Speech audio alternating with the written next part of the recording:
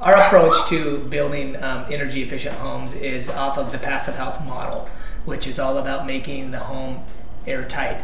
If you can make the home airtight, then you're not spending energy heating air and losing that air through the walls and then spending money to reheat more air that you lose out the walls. It's a vicious cycle.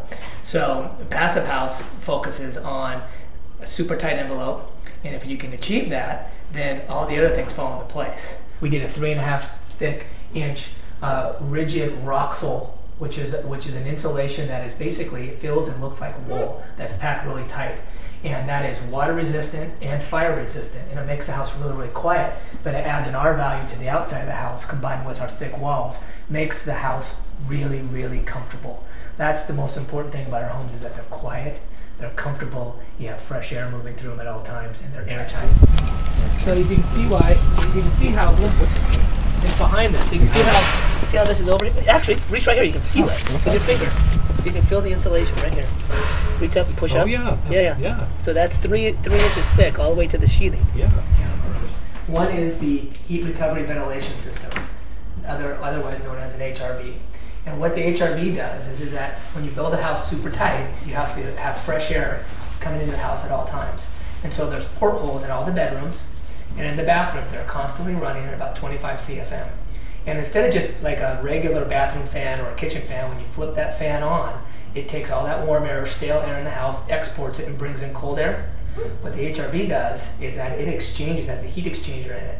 So if it's 0 degrees outside and you want to keep your house at 70 degrees, it exchanges that cold air with the warm air as it's going out, and it preheats that cool air up to about 68 degrees. So there's no forced air blowing into the room, and it's coming up. So when you set your thermostat in this house, you set it and you rarely ever have to touch it again, because you're always going to walk in and it's always going to be a comfortable 68 degrees. Most people have a hot water heater and a furnace, but in this house, those two have been combined into one. So again, efficient, affordable for the most part. You have one unit serving two purposes.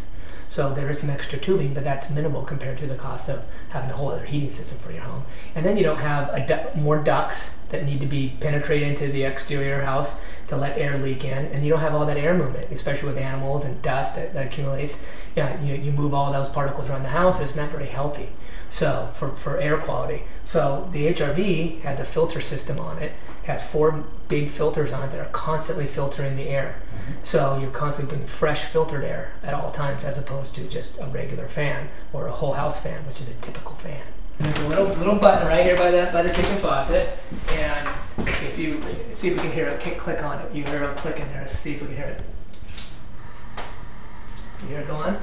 So that's a little pump inside that mechanical room there that calls water to the fixture. So the idea is, instead of turning on your water, this is another big reason why we're part of the pilot program, instead of like most homeowners, they turn on the water and they wait. They wait, and then eventually the hot water gets there. Yeah. The idea is you're wasting up to 5,000 gallons of water a year by doing that. Showers, sinks, and I'll start thinking about, wow, that's a lot of waste, first of all, but then that's also a lot of money.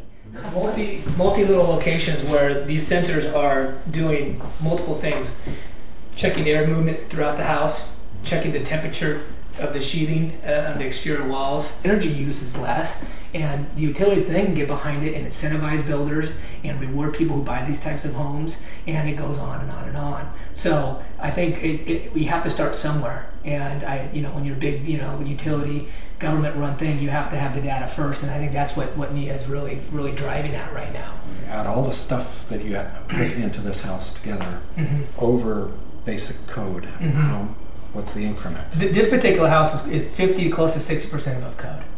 In energy efficiency. So yeah, I think there's a lot of people out here that appreciate our architectural approach and the way we finish our homes, because it's recycled content in our tiles and our countertops and our flooring. I mean, it's the big picture stuff. But again, it's not for everybody. But in this marketplace, it seems to be doing quite well. And I think more and more new homeowners that want new construction appreciate this type of architecture. How about the cost increment of building to this standard versus basic code?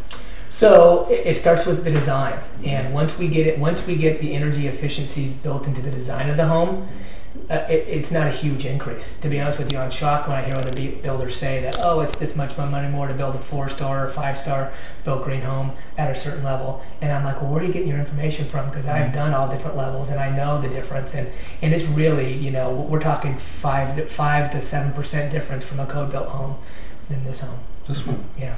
We want people to be able to not just live in an energy efficient house now, but be able to expand on that efficiency. Walkable neighborhoods next to light rail. The light rail line runs right by here.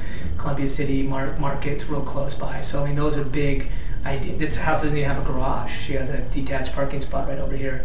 So the idea is to not just build an energy efficient home out somewhere where you have to drive to the grocery store and get in your SUV to do anything. You're in walkable neighborhoods, and that's a big part of where we place these energy efficient homes, is in neighborhoods that can really sustain them.